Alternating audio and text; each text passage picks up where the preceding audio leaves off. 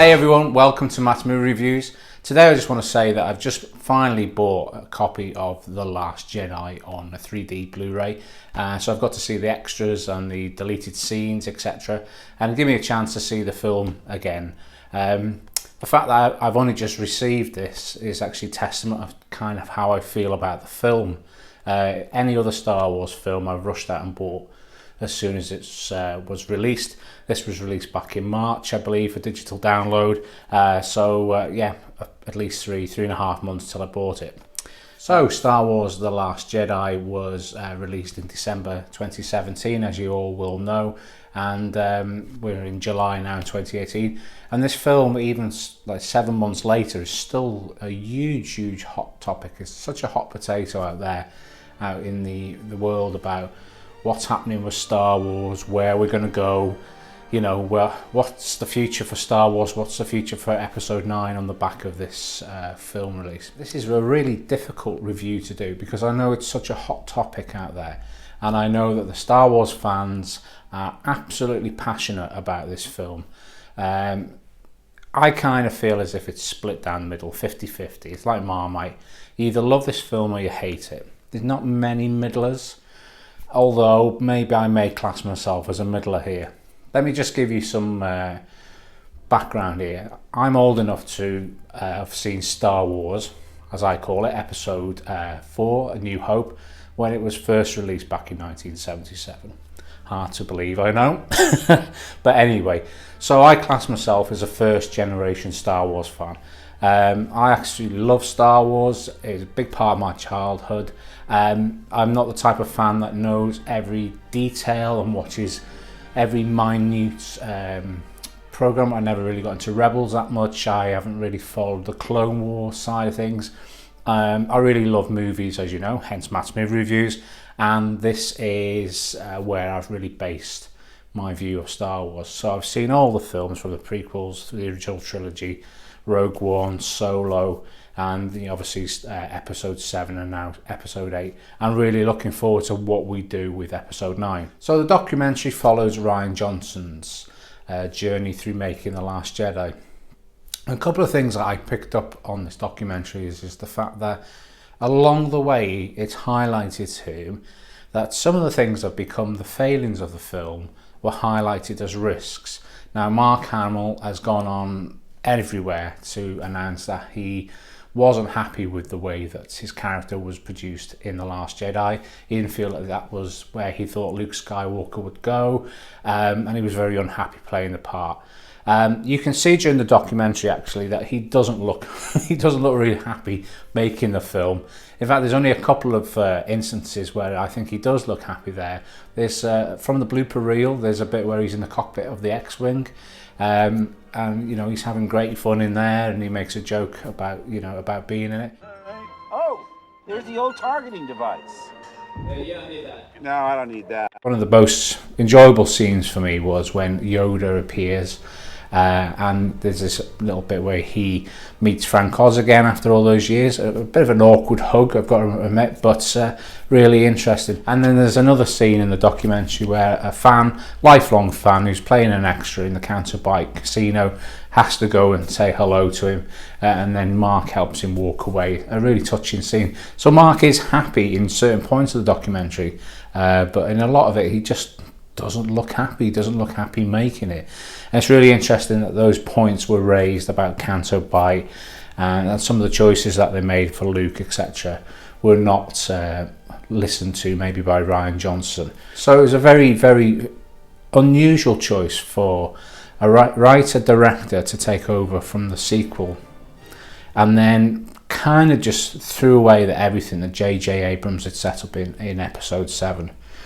From moving Kylo Ren's scar to fleshing out Snoke, making him less frail, etc. The lightsaber over the shoulder. Listen, you guys, you've seen the film. You'll all have your own opinions of it, and I must stress that this is only my opinion.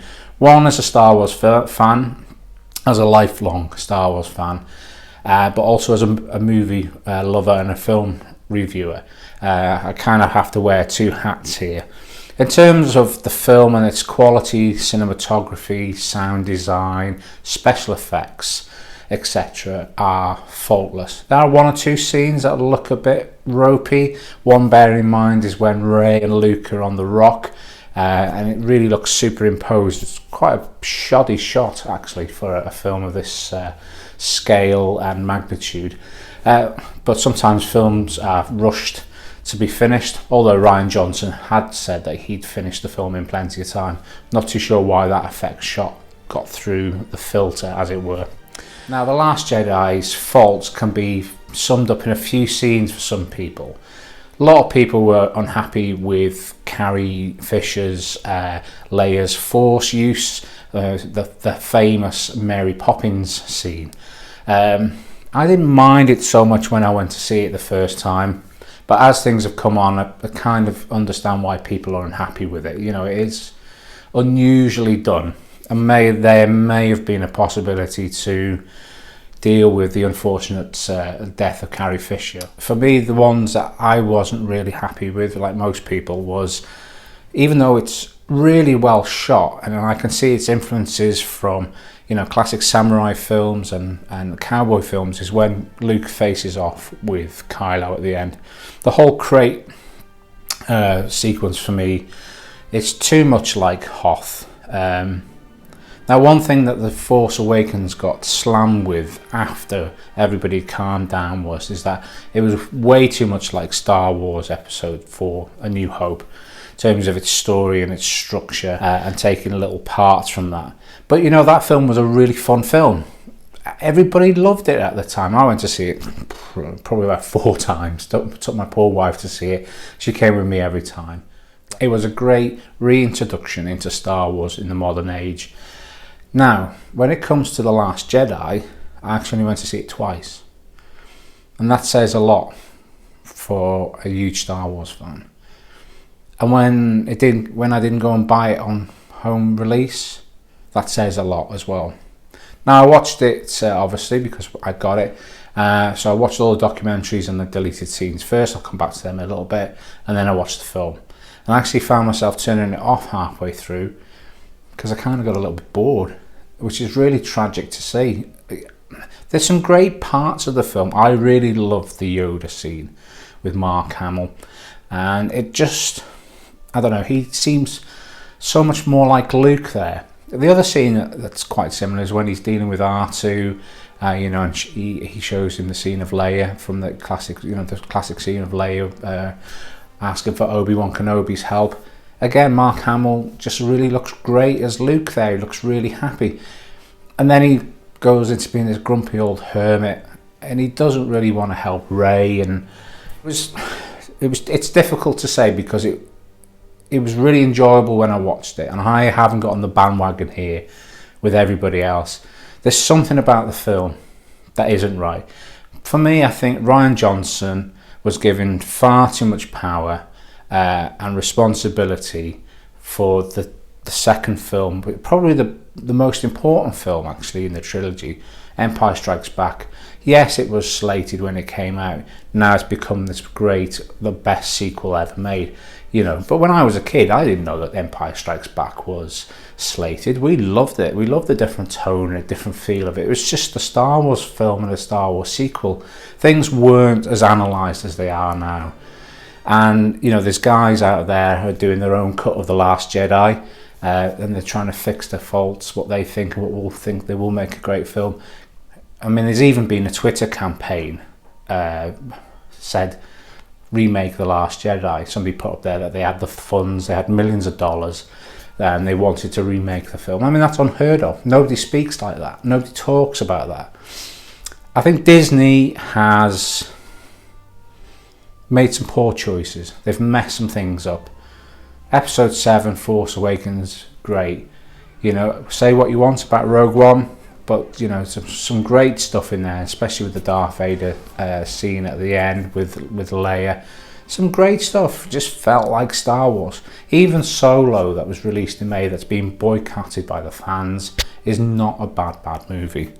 It's not great, considering all its production problems. Carrie Fisher gets a lot of love and attention from Rian Johnson. and it's kind of a film, I think, more so than others. The characters that were set up in episode 7 kind of take a bit of a backseat. I couldn't really tell you whose film this is, but for me, I think Carrie Fisher gets a lot of focus and attention. You can see this in the documentary.